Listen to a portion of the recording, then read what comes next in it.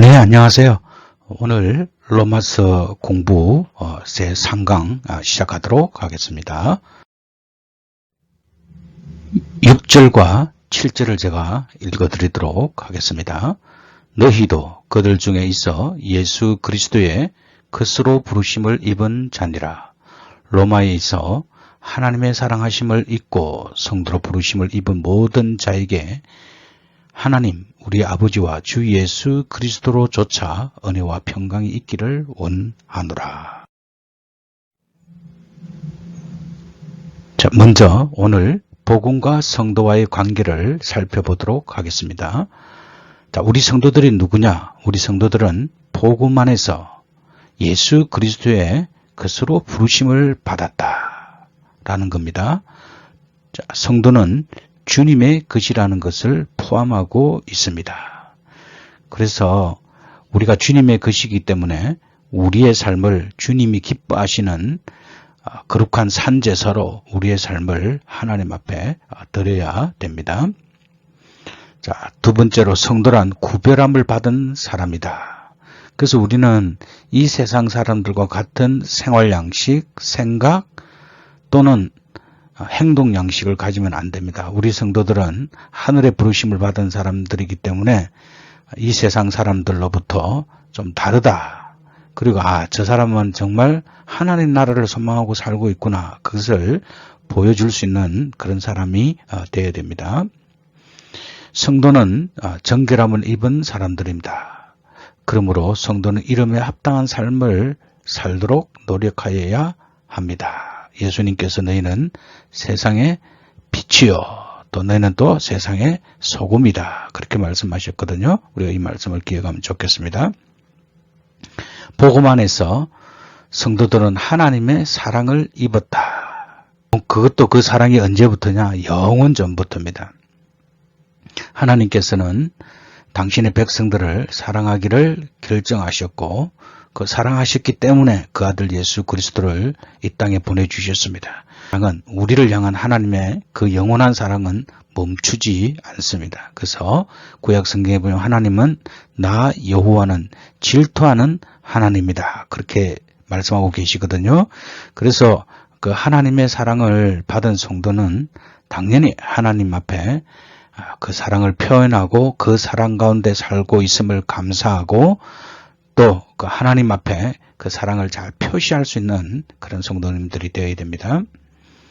자녀에 대한 사랑은 끊어지지 않는 사슬 같으며 그것은 영원 전부터 영원까지 불변한다. 그래서 하나님의 사랑은 우리 인간들은 어떤 상황이나 환경에 따라서 변할 수 있습니다. 또 감정에 따라 변할 수 있지만 하나님은 우리를 한번 사랑하신 그 하나님은 끝까지 원수까지라도 사랑하고 그에게 권면하시는 그런 하나님으로 나와 있다라는 겁니다. 우리는 어떤 곳에서 무엇을 하든지 하나님의 풍성하신 사랑이 늘 함께 하신다는 사실 때문에 담대해질 수 있다. 우리 자녀들을 이렇게 보면 부모님이나 형제들의 사랑을 많이 받은 사람들은 뭘 하든지 굉장히 자신감이 있고 또 어떤 어려움이 다가와도 이렇게 잘 헤쳐나가는 것을 볼 수 있습니다. 왜냐하면 그 사랑의 힘이 그렇게 만들어 가거든요. 그래서 부모님의 사랑을 많이 받은 그 자녀들은 굉장히 자아상이 건강하고 또 세상을 굉장히 긍정적으로 바라보면서 이렇게 살아갑니다.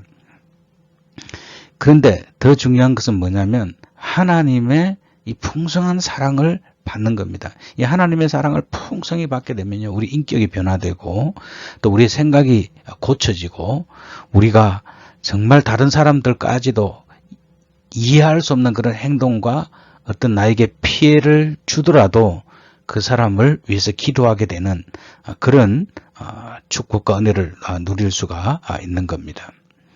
자, 그러므로 우리는 자신이 누구인가를 분명히 알아야 합니다. 그래서 사도 바울은 자기 인식이 하나님 앞에 분명했다라는 겁니다. 하나님이 자기를 복음 안에서 부르시고 이방인의 사도로 불러주셔서 복음을 전하게 하시고 그리스도의 사도로 자기가 부르심을 받았다라는 것을 분명히 하고 하나님 앞에 살았던 그런 위대한 우리 신앙의 선배입니다. 당신은 그리스도를 누구라고 생각하는가?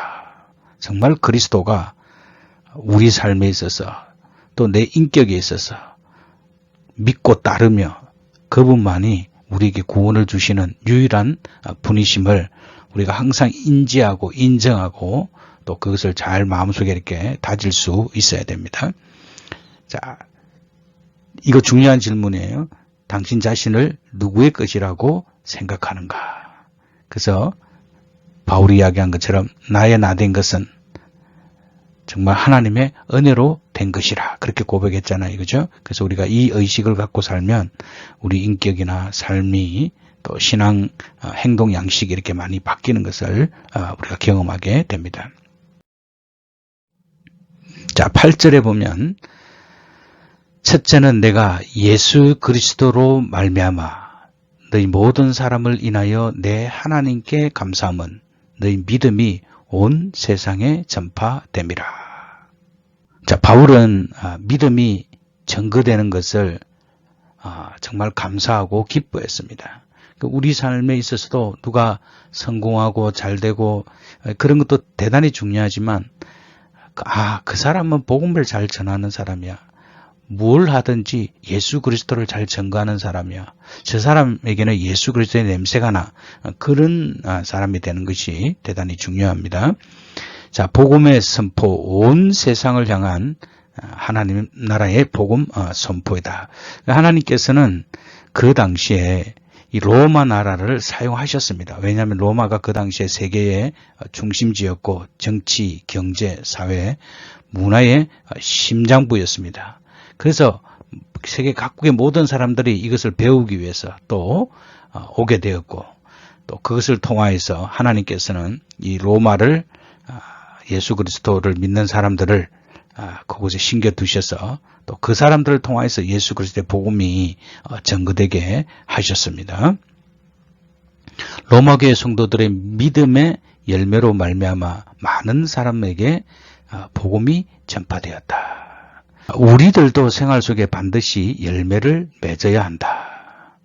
그래서 예수님께서 요한복음 15장에 내 안에 거하면 열매를 많이 맺는다고 이야기하고 있거든요. 그래서 우리의 삶은 이 열매로 하나님 앞에 영광을 돌릴 수 있습니다. 나무를 많이 과실수를 많이 심으는데 열매를 맺지 않으면 대단히 속상합니다. 제가 상추를 지금 심어서 자라는 것을 이렇게 볼 수 있는데 어느 날 아침에 일어나서 보니까 이 상추를 이 벌레들이 다 먹어버린 거예요. 그러니까 얼마나 속상한지 모르겠어요. 내가 애써서 그 정성을 들여서 키워놨는데 엉뚱한 벌레들이 그걸 대신 이렇게 다 먹고 또 그 상추는 시들시들해서 그 죽어가는 걸 볼 때 굉장히 마음이 안타깝고 좀 속상하더라고요. 우리 하나님도 마찬가지일 것이다라는 그때 그 생각이 들었습니다. 우리 삶 속에 열매가 없으면 우리 자신을 다시 한 번 더 생각해 볼 수 있어야 됩니다. 자, 9절과 15절 읽어드리도록 하겠습니다. 형제들아, 내가 여러 번 너희에게 가고자 한 것을 너희가 모르기를 원치 아니하노니 이는 너희 중에서도 다른 이방인 중에서와 같이 열매를 맺게 하려 함이로되 지금까지 길이 막혔도다. 헬라인이나 야만인이나 지혜 있는 자나 어리석은 자에게 다 내가 빚진 자라. 그러므로 나는 할 수 있는 대로 로마에 있는 너희에게도 복음 전하기를 원하노라. 내가 그의 아들의 복음 안에서 내 심령으로 섬기는 하나님이 나의 정인이 되시거니와 항상 내 기도에 쉬지 않고 너희를 말하며 어떠하든지 이제 하나님의 뜻 안에서 너희에게 나아갈 좋은 길 얻기를 구하노라. 내가 너희를 보기를 심히 원하는 것은 무슨 신령한 은사를 너희에게 나누어 주어 너희를 경고케 하려 함이니 이는 곧 내가 너희 가운데서 너희와 나의 믿음을 인하여 피차 아니함을 얻으려 함이라. 이 바울의 그 복음을 전해야 되는 또 로마 교회 성도들을 사랑하는 그런 마음이 잘 나와 있습니다. 로마 교회를 향한 복음 선포 부분을 좀 살펴보도록 하겠습니다. 첫 번째로는 로마 교회를 위하여 기도했다라는 겁니다. 바울을 우리가 평가할 때 여러 가지로 평가할 수 있습니다. 좋은 집안에서 자랐고요. 또 가문도 훌륭하고 또 가브리엘 문화생으로서 또 굉장한 그런 공부를 하신 그런 분들입니다. 인간적으로 정말 보면 완벽하고 부족한 것이 없었던 그런 사람입니다.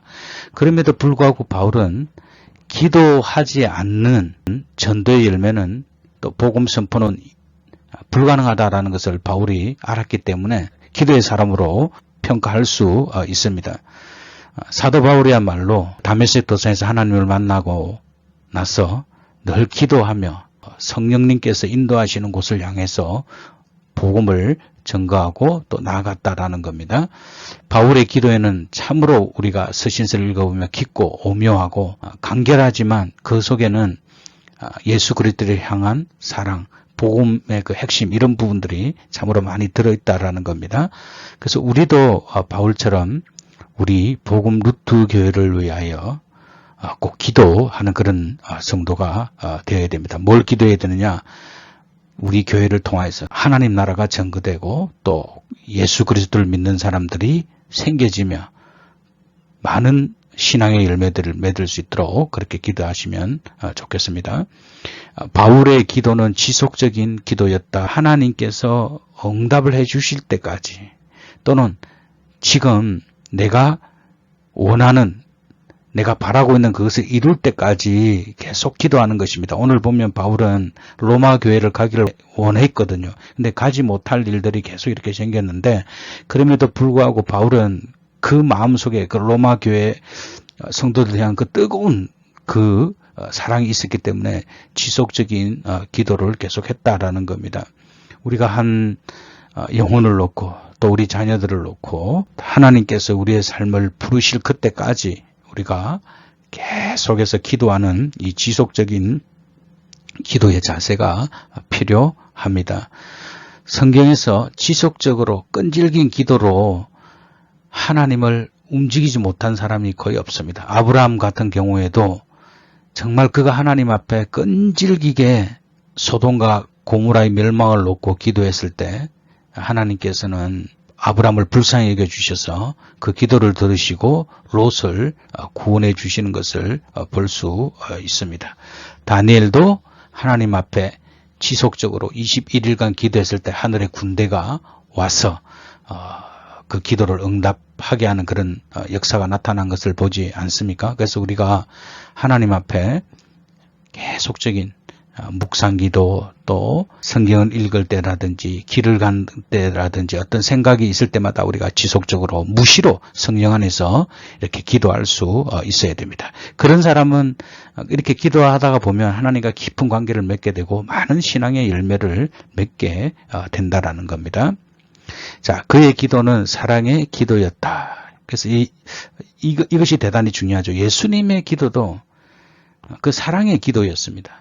하나님을 향해서 또 자신을 향해서 또 우리 교회 성도들을 향해서 기도해 주실 때에 요한복음 14장, 15장, 16장, 17장 이렇게 쭉 보면 예수님은 정말 그 제자를 사랑하고 또 제자를 통하여서 구원받을 그 하나님의 백성들을 사랑하는 환난에서 이겨나갈 수 있는 믿음을 잃지 않고 진리의 말씀 가운데 살아갈 수 있는 그런 뜨거운 그 사랑을 가지고 했던 그 기도다라는 겁니다. 우리에게 사랑이 있으면 기도하게 됩니다. 우리에게 사랑이 있으면 그 사람을 구원하게 되고 우리에게 사랑이 있으면 그 사랑을 통하여서 하나님께서 승리하게 하십니다. 그의 기도는 하나님의 능력에 순종하는 기도였다. 기도하면서 하나님 앞에 순종하지 않는 사람들을 가끔 보게 됩니다.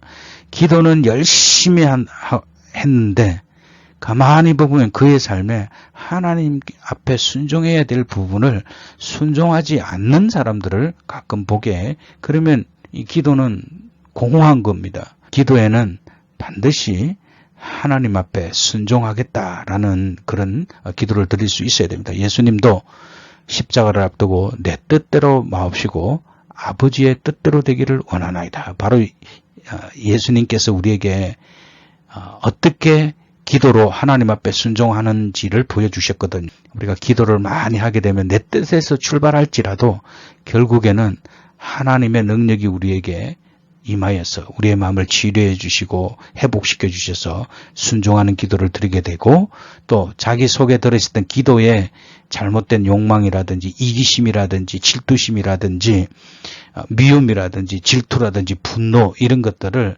하나님의 사랑으로 변화시켜 주시고 하나님의 온전한 뜻에 맡길 수 있는 그런 순종의 사람이 될 수 있게 하십니다. 자, 바울은 로마 교회 성도들을 정말 만나기를 원했습니다. 근데 만나서 뭘 하기 위해서냐? 이게 중요한 거잖아요. 사람들을 어떤 시간대에 만나고 또 교제할 때는 반드시 그 이유가 있잖아요. 그냥 시중 흘러가는 어떤 그런 이야기나 하고 연예인 이야기나 하고 뭐 텔레비 본 드라마 이야기하고 그런 것도 우리가 살아가는데 절제를 잘하는 선에서는 필요합니다. 그게 우리에게 즐거움을 줄 수 있고 또 삶을 이야기할 수 있기 때문에, 그러나 지나치면 문제가 됩니다. 어떤 선에서 그만둬야 되는데 그만둘 수 있는 능력이 우리에게 없기 때문에 그렇습니다. 그래서 항상 사람을 만나서 교제할 때 시간이 어떻게 흘러가고 내가 지금 뭘 하고 있는지를 가끔 점검해 봐야 됩니다. 바울이 로마 교회 성도들을 만나고자 했던 그 뜨거운 열망은 로마 교회 성도들을 영적으로 견고하게 만들기 위해서였다. 그렇기 때문에 우리들도 누구를 만나든지 그 사람의 영적 상태를 잘 살피는 게 필요합니다. 영적으로 견고하게 하기 위해서는 내가 영적으로 단단해져 있어야 됩니다. 내가 영적으로 깊어야 됩니다. 내가 하나님과 깊은 교제 가운데 있어야 그렇지 않은 사람을 만날 때 이분은 이런 게 좀 부족하구나. 그래서 내가 이런 부분을 좀 도와줘야 되겠구나. 그래서 그 사람을 온전한 사람으로 그리스도의 사람으로 세워갈 수 있게 되는 거죠. 그래서 우리는 이런 부분에 대해서 좀 더 영적인 눈을 뜨고 먹을 것과 입을 것과 마시는 것을 주는 것도 우리가 해야 되지만 더 중요한 것은 영적으로 바로 설 수 있게 도와주는 일이다라는 겁니다. 서로 간에 아름다운 영적 교제를 원했다. 그래서 예수 잘 믿는 사람 만나서 이렇게 서로 만나서 교제하면 참 시간이 즐겁고 행복하고 참 좋습니다. 꽃들이 많이 모여 있을수록 사람들을 기분 좋게 하고 즐겁게 하고 또 사람들에게 어떤 그 즐거움을 주듯이 감사를 주듯이 또 그런 거 보면 어떻습니까? 그 아름다운 자연과 그 꽃들의 향기 이런 거 맡으면 이 감정의 순화가 일어나게 되잖아요. 마찬가지입니다. 영적으로 아름다운 교제를 하게 되면 정말 아름다운 그 삶을 생각하게 되고 또 내 자신이 얼마나 예수 믿기를 잘했는지 또 이런 사람을 만나서 교제함을 통해서 또 배우고 서로 겸손하게 되는 그런 아름다운 유익이 있습니다. 누구를 만나든지 이런 영적인 교제를 할 수 있는 능력이 있어야 됩니다. 처음에는 세상적인 걸로 시작해가지고 영적인 걸로 이끌어 가야 됩니다. 그게 실력이에요. 근데 많은 경우에 우리는 영적으로 시작했다가 인간적인 걸로 이렇게 빠지기 쉽죠. 우리가 성경에 경고하고 있듯이 육신의 배만 섬기는 그런 결과를 가져오면 안 됩니다. 자, 그들로 하여금 열매를 맺게 하게 위해서였다. 그래서 바울은 정말 아름다운 그 신앙의 열매, 하나님 기뻐하는 열매, 하나님 우리를 향해서 찾으시는 그 열매를 맺게 하기 위해서 조금만 이 사람을 더 도와주면 더 풍성하고 더 아름다운 열매를 맺을 수 있다라는 것을 바울은 알았기 때문에 그렇게 먼저 앞서가서 자기가 열매를 맺어봤기 때문에 그 열매가 얼마나 하나님을 기쁘시게 하고 자기 자신에게 큰 자아상이 높아지고 다른 사람을 긍휼히 볼 수 있는 그런 것들을 바울이 알았기 때문에 하나님의 열매를, 성령의 열매를 맺게 하기 위해서였다라는 겁니다. 바울은 로마 교회에 대해서 빚진 자의 심령을 가지고 있었다. 우리 가운데 혹시 빚을 져서 남들에게 쫓겨본 일이 있으신가요? 참 하나님의 은혜로 빚을 지고 산 적은 없습니다. 하나님의 은혜입니다. 하나님께 그런 부분에 대해서는 참으로 감사를 드립니다. 근데 빚져도 괜찮은 빛이 뭐냐면 복음의 빛입니다. 사랑의 빛입니다. 이것은 아무리 많이 져도 좋은 겁니다. 그래서 바울은 로마 교회에 대해서 빚진 자의 그 마음을 가지고 로마 교회에 가서 복음을 전가하고 교제하고 만나고 그들에게 예수 그리스도의 풍성함을 전해주고 싶은 그런 마음이 있었다라는 겁니다. 우리들도 하나님으로부터 큰 빚을 탕감받은 자들이다. 그래서 성경에는 많이 탕감받은 사람은 하나님을 더 많이 사랑한다라고 이야기하고 있습니다. 이것은 빚의 그 돈이나 이런 게 많은 그런 부분을 이야기하는 게 아니고 하나님의 큰 빚을, 하나님의 사랑을 많이 받은 사람은 하나님 앞에 더 큰 빛의 마음을 가지고 이 세상을 살아간다라는 그런 말입니다. 자, 우리의 빛은 육신의 빛이 아니라 하나님의 진 빛이다. 우리가 하나님 앞에 겸손해질 수밖에 없고 하나님을 의지할 수밖에 없는 겁니다. 우리는 복음으로 인하여 불신 이웃에게 빛을 졌다. 우리가 이것을 항상 생각하면 이웃을 내 몸과 같이 사랑하라고 하신 그 말씀을 우리가 잘 실천할 수 있을 것입니다. 제가 16절과 17절을 외우라고 한 구절이 드디어 나왔습니다. 읽어봅시다. 다 같이요. 내가 복음을 부끄러워하지 아니하노니 이 복음은 모든 믿는 자에게 구원을 주시는 하나님의 능력이 됨이라. 첫째는 유대인에게요 또한 헬라인에게로다. 복음에는 하나님의 의가 나타나서 믿음으로 믿음에 이르게 하나니 기록된 바 오직 의인은 믿음으로 말미암아 살리라 한가 같으니라. 아멘. 저는 이 구절을 외울 때마다 참 바울의 그 복음을 이해하고 또 복음이 무엇인지 잘 표현했다 이렇게 생각이 듭니다. 자, 복음을 어떻게 설명했느냐? 구원의 의미들을 부정적인 상태와 긍정적인 상태로 한번 설명해 보도록 하겠습니다. 자, 부정적인 상태에서는 에베소서 1장 7절에 보면 우리가 범죄했다라는 겁니다. 에베소서 1장 7절에 보면 우리가 그리스도 안에서 그의 은혜의 풍성함을 따라 그의 피로 말미암아 구속 곧 죄 사함을 받았으니 그렇게 이야기하고 있잖아요. 죄 사함을 받았다는 말은 또 다르게 이해를 하면 우리가 죄가 있다라는 말이죠. 자, 긍정적인 상태로는 하나님의 의로움이 우리에게 증거되었다라는 겁니다. 자, 구원의 의미는 죄에서 구원받은 그런 부정적인 그 의미를 포함하고 있지만 긍정적인 그 의미로는 로마서 3장 21절에서 26절의 말씀입니다. 이제는 율법 외에 하나님의 한 의가 나타났으니 율법과 선지자들에게 증거를 받은 것이라. 곧 예수 그리스도를 믿음으로 말미암아 모든 믿는 자에게 미치는 하나님의 의인이 차별이 없느니라. 모든 사람이 죄를 범하였음에 하나님의 영광에 이르지 못하더니 그리스도 예수 안에 있는 구속으로 말미암아 하나님의 은혜로 값없이 의롭다 하심을 얻은 자 되었느니라. 예수를 하나님이 그의 피로 인하여 믿음으로 말미암는 화목 제물로 세우셨으니 이는 하나님께서 길이 참으시는 중에 전에 지은 죄를 간과하심으로 자기의 의로우심을 나타내려 하심이니 곧 이때에 자기의 의로우심을 나타내사 자기도 의로우시며 또한 예수 믿는 자를 의롭다 하려 하심이니라. 다시 말하면 긍정적인 상태로서는 우리를 하나님의 의를 주시기 위해서 우리를 부르셨다라는 겁니다. 로마서 6장 6절을 보도록 우리가 알거니와 우리 옛사람이 그 예수 믿기 전 사람을 옛사람이라고 그럽니다.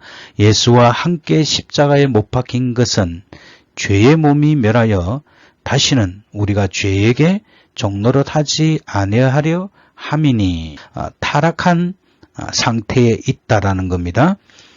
그리고 로마서 6장 1절에서 4절에서는 그런즉 우리가 무슨 말 하리요? 은혜를 더하게 하려고 죄에 거하겠느냐?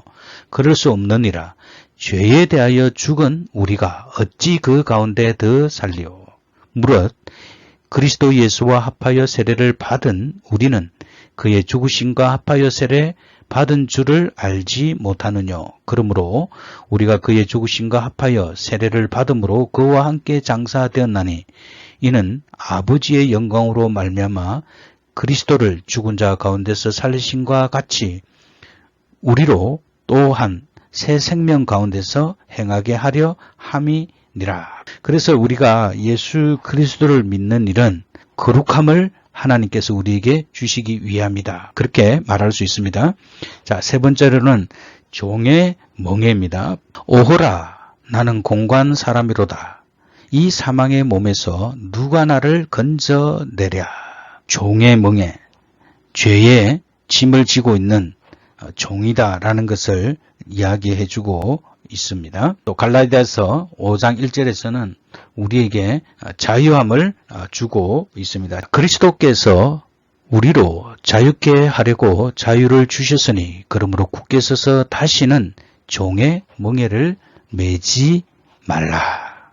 그래서 그리스도께서 우리를 부르신 것은 자유하게 하시기 위하십니다. 에베소서 2장 5절과 6절에 있는 말씀입니다. 에베소서 2장 5절과 6절에 보면 허물로 죽은 우리를 그리스도와 함께 살리셨고 너희가 그 은혜로 구원을 얻은 것이라. 또한 함께 일으키사 그리스도 예수 안에서 함께 하늘에 앉히시니 그렇게 이야기하고 있거든요. 구원의 긍정적인 상태는 에베소서 2장 1절과 5절 말씀입니다. 너희의 허물과 죄로 죽었던 너희를 살리셨도다. 그래서 우리가 살아난 거죠. 이 큰 가장 큰 축복이죠. 그 5절에 보면 허물로 죽은 우리를 그리스도와 함께 살리셨고 너희가 은혜로 구원을 얻은 것이니라. 그래서 구원은 부정적인 상태에서 구원을 받은 것들을 설명하고 있고요. 또는 하나님께서 우리에게 주시기 위한 긍정적인 그런 구원의 의미가 있다라는 것을 우리가 이렇게 성경 말씀을 통해서 이렇게 살펴보았습니다. 복음의 의미는 어휘상으로는 기쁜 소식이다라는 겁니다. 하나님의 아들을 통한 완전한 구원입니다. 그리고 믿는 자에게 구원을 주시는 하나님의 능력이다. 그리고 죄와 의와 심판을 깨닫게 하는 내적 힘이다. 제가 2강에서 이 부분을 충분히 잘 설명을 드렸습니다. 이제 복음이 하는 일, 예수 그리스도를 구주로 영접할 때 죄의 형벌로부터 구원을 받는다. 이것을 우리는 칭의라고 이야기합니다.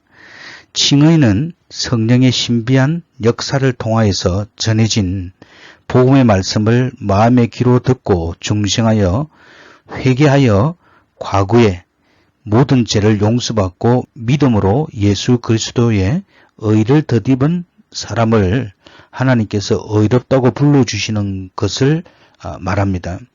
칭의란 말 그대로 의롭지 못한 죄인을 의롭다고 불러주신다는 뜻입니다. 칭의의 기본적인 원리는 로마서 4장에 나오는데 사도 바울은 칭의란 하나님께서 죄인의 죄를 가리워 주고 인정하지 않을 뿐 아니라 경건하지 않는 죄인을 의롭다고 불러주시는 분이라고 믿는 사람에게 그 사람이 하나님께 대하여 갖고 있는 그 믿음을 보시고 그 믿음을 의로 여겨주시는 것이라고 로마서 4장 5절에서 이야기했습니다. 이것은 하나님께서 죄인의 죄를 인정하지 않고 가리워 줄 수 있게 된 것이 전적으로 예수님의 십자가의 죽음을 믿고 회개한 것과 예수님이 부활을 믿음으로 예수 그리스도의 의를 덧입는 자 된 것을 전제로 하는 말씀입니다.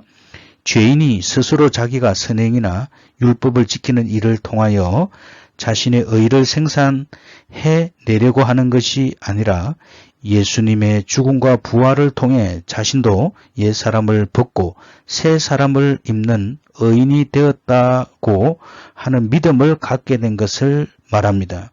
옛사람을 벗었다고 하는 것은 예수님과 함께 예수 믿기 이전의 죄인이 십자가에 못 박혀 죽었다는 것을 믿는다는 의미이고, 새 사람을 입었다고 하는 것은 예수님의 부활과 함께 성령으로 거듭난 새 사람이 되었다는 것을 믿는다는 뜻입니다. 칭의란 바로 이 새 사람을 하나님께서 의인이라고 불러주신다는 말씀입니다. 두 번째로는 그리스도에게 순종하는 삶을 통해 죄의 세력으로부터 구원을 받는다. 복음이 하는 두 번째 의미는 바로 성화 부분입니다. 성화는 에드워즈는 그리스도의 형상에 일치하고자 하는 불타는 갈망이 내 안에 있는 것을 느낀다라고 했습니다.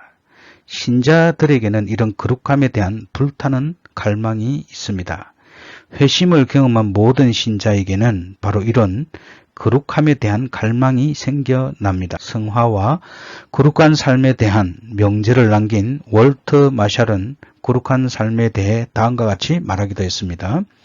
거룩한 삶은 구원의 필연적인 요소이다. 거룩으로 인해 우리가 빛 가운데서 성도의 기업에 합당하게 되기 때문이다. 거룩이 없이는 하나님을 볼 수 없기 때문이다.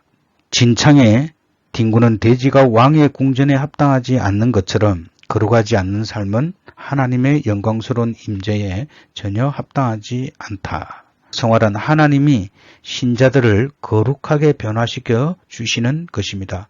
성화의 은혜가 신자들에게 주어졌기 때문에 신자들은 거룩하게 되며 또한 더욱더 거룩한 삶을 추구할 수 있게 됩니다. 하나님의 형상을 회복하는 것입니다. 신자들을 내적으로 새롭게 하고 그리스도 안에서 점점 하나님의 형상을 담게 하는 신자 안에서의 지속적인 역사라는 겁니다. 우리를 죄의 오염에서부터 건져내고 하나님의 형상을 따라 새롭게 하며 하나님을 기쁘시게 하는 삶을 살도록 하시는 우리의 책임 있는 참여를 포함하는 성령의 은혜로운 사역이다. 그렇게 정의를 내릴 수가 있고요. 그리스도인에게 있어서 성화는 원래 첫 인류에게 주어졌던 온전한 하나님의 형상을 회복하는 것입니다. 원죄의 영향을 벗어버리고 원래 하나님의 형상으로 주어졌던 의와 거룩함과 참 지식을 회복하는 것이 바로 성화입니다. 새 하늘과 새 땅이 지어진 후에 죄의 존재로부터 완전한 구원을 받는 영화에 대해서 살펴보도록 하겠습니다. 영화란 성령님께서 적용하시는 마지막 단계라고 그렇게 이야기할 수 있습니다. 우리가 다 이 세상을 살면서 다 죽게 됩니다. 또는 예수 그리스도께서 이 땅에 다시 오실 때 우리는 죽지 않고 물론 예수 그리스도를 만나게 되지만 우리의 그 모든 궁극적인 것은 바로 하나님 나라에 들어가기 위한 그런 삶이다라는 겁니다. 그러면 우리가 완전히 성화되지 않는 사람이 하나님 보시기에 온전하지 못한 사람으로 우리가 사는데 우리가 그 하나님 나라에 들어갈 수 있냐라는 그런 문제가 생기잖아요. 그래서 이 영화 부분은 다시 말하면 성령님께서 구원을 적용하실 때 그 마지막 단계에서 하시는 일이시다라는 겁니다. 하나님께서 우리를 선택하셨기 때문에 우리가 하나님께서 부족하지만 예수 그리스도의 그 사역을 통하여서 이루어진 그 보장된 구속의 완성을 예수 그리스도께서 십자가에서 이루신 그 구원의 보장 사역을 구속의 완성 사역을 우리가 하나님 나라에 들어갔을 때 그 이루어지게 된다라는 겁니다. 다시 말하면 이 땅의 삶은 죽음으로써 모든 것이 다 끝나게 됩니다. 그런데 육신의 죽음은 이 세상에서 죄와 싸움을 끝내는 것을 이야기합니다. 그래서 이 영화는 성도로 하여금 예수 그리스도의 부활에 동참하는 것을 소망하게 되며 그리스도의 재림을 통한 완전한 심판을 고대하게 된다라는 겁니다. 그러나 성도는 이 세상을 사는 동안에도 영화를 경험하게 됩니다. 성령으로 인해 하나님의 영화로움에 참여하게 됩니다. 물론 완전히 만족할 만한 그런 완성된 영화는 아니지만 그러나 하나님께서 주시는 완전하고 영원하고 완전한 영화의 날을 우리가 소망하는 가운데 주의 날, 주님께서 다시 오시는 그날, 하나님이 만물을 새롭게 하시는 그날에 우리 모든 성도들은 이 땅에 썩지 아니할 그 신령한 몸을 입어 하늘의 영광에 참여하게 되는 것을 영화롭게 된다, 이렇게 설명할 수 있을 것 같습니다. 그래서 우리는 이 세 가지가 다 칭의, 성화, 영화가 따로따로 이렇게 떨어져 있는 것이 아니고, 칭의 안에서 성화를 볼 수 있고, 또 성화 안에서 칭의를 볼 수 있고, 또 성화에서 영화를 볼 수 있고, 또 칭의에서 영화를 볼 수 있는 이 세 개가 유기적으로 우리의 삶 가운데 역사하게 된다라는 겁니다. 칭의를 맛본 사람은 성화할 수밖에 없고, 성화를 맛본 사람은 이 완전한 영화를 위해서 또 기도하고 애쓰고 노력할 수밖에 없다라는 겁니다. 또 우리가 영화롭게 되기 위해서는 하나님이 주신 이 칭의를 감사할 수밖에 없고, 내가 살아온 그 지난날의 삶을 돌아봄을 통하여서 내가 그래도 나의 나된 것은 하나님의 은혜로 된 것이구나. 내가 지금 달려갈 길을 이게 다 달려가고 이제 마치려 하면은 의로운 재판관이 나를 기다린다라고 고백했던 그 바울의 고백이 우리의 고백이 된다라는 겁니다. 그래서 복음은 그만큼 한 사람의 그 삶, 그 인격을 전인적으로 변화시켜서 하나님께서 기뻐하시는 삶으로 이렇게 인도해 가신다라는 것을 우리가 복음이 하는 일을 통해서 살펴보았습니다. 복음은 하나님의 능력이다. 그 바울이 그래서 복음을 부끄러워하지 않았습니다. 가장 큰 근본적인 이유는 하나님의 능력이 되기 때문입니다. 우리 죄인된 인간이 하나님을 영화롭게 하기 위해서 하나님께서 능력을 우리에게 주셔서 하나님의 능력이 우리에게 임하여서 살아갈 수 있는 그런 존재가 되었다는 것, 이 하나만 해도 우리는 정말 팔자를 고친 그런 사람입니다.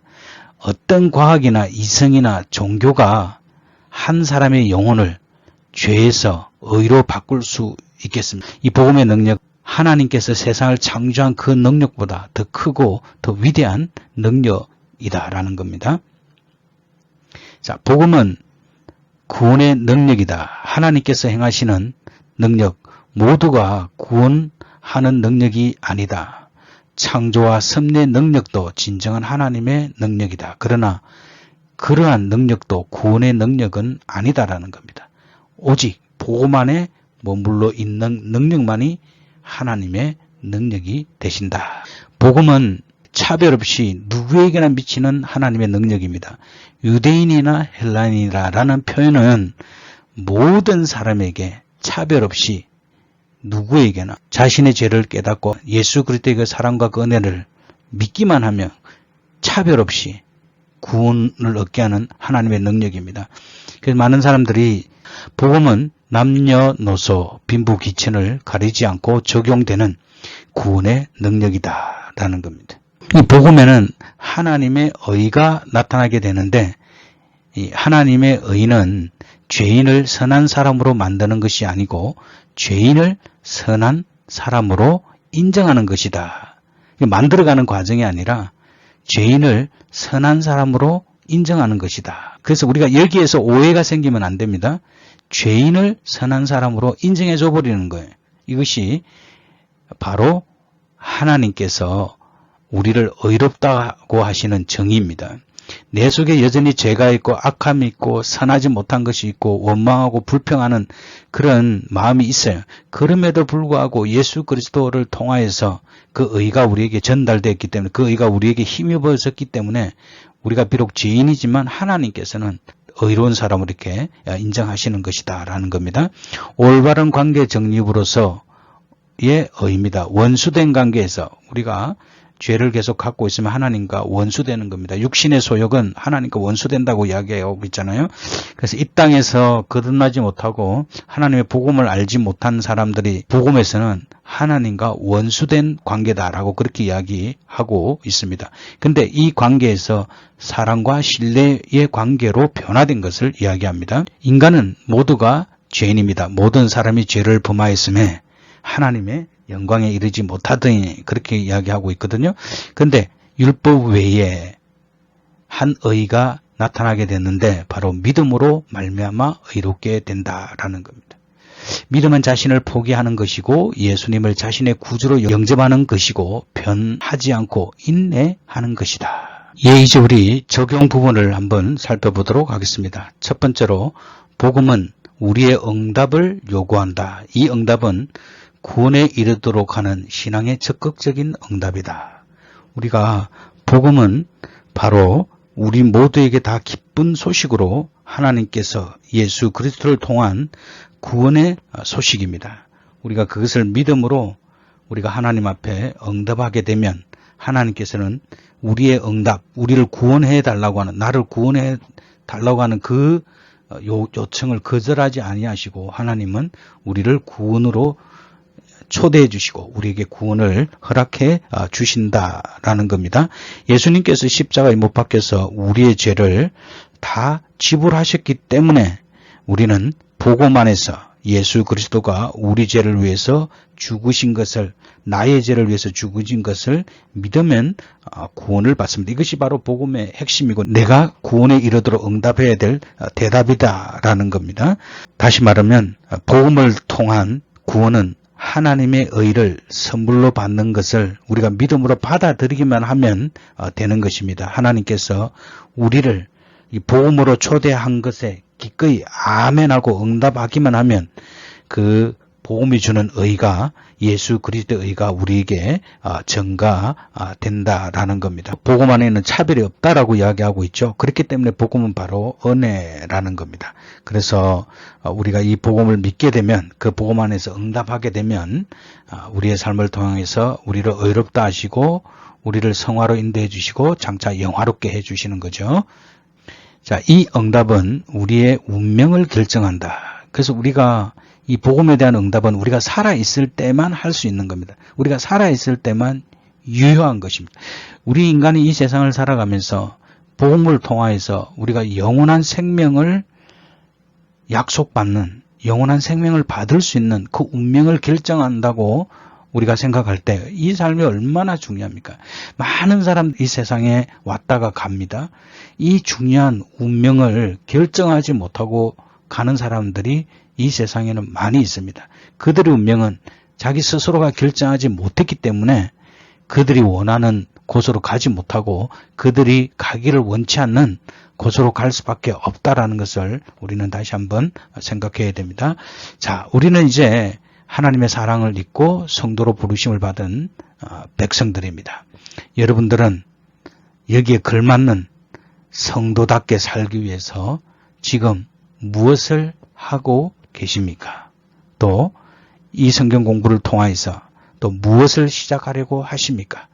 우리가 단순히 그냥 생각만 하지 마시고 노트를 꺼내셔서 1시간 정도 고민하면서 한번 적어보시기 바랍니다. 그러면 오늘 적은 이 모든 것들이 우리가 살아가는 나머지 삶의 등불과 같이 되어서 우리의 삶을 인도해 주실 것입니다. 그리고 매일 그것을 보고 확인하고 점검하여서 잘하고 있는지 없는지 확인한다 그러면 더 큰 신앙의 열매를 맺게 될 것입니다. 오늘 공부한다고 너무 수고 많이 하셨고요. 우리 모두에게 하나님의 은혜와 사랑이 차고 넘치는 그런 귀한 신앙들이 되시길 바랍니다. 기도하겠습니다. 살아계신 하나님 아버지, 오늘 우리가 복음에 대해서 이렇게 살펴보았습니다. 하나님, 우리를 의롭다 하시고 또 우리를 이 세상에서 살 때 고아와 같이 버려두지 아니하시고 복음을 주셔서 진리 가운데로 인도해 주셔서 세상의 빛과 소금으로 살며 하나님을 영화롭게 할 수 있는 귀한 삶을 우리에게 허락해 주심을 주님 참으로 감사합니다.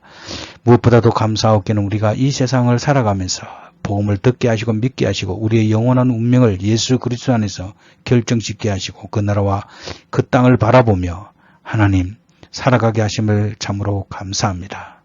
다시 한번 우리의 마음속에 예수 그리스도의 사랑을 더 크게 부어주시고 그 풍성함을 누릴 수 있는 저희들이 될 수 있도록 주께서 도와주시고 우리가 하나님 앞에 살아가는 아름다운 성도로서 주님 앞에 날마다 아름다운 꽃과 같은 향기로, 기도로, 나는 삶의 많은 열매로, 전도의 열매로 우리 하나님께 영광을 돌려드릴 수 있도록 주께서 도와주시옵소서. 우리 속에 착한 일을 시작하신 이가 하나님이시라고 주님 말씀하셨사오니 우리 속에서 선한 영향력들이, 선한 일들이 계속 일어나며 복음에 합당한 삶이 될 수 있도록 주께서 도와 주시옵소서. 감사합니다. 예수님에게 하신 이름으로 기도드립니다.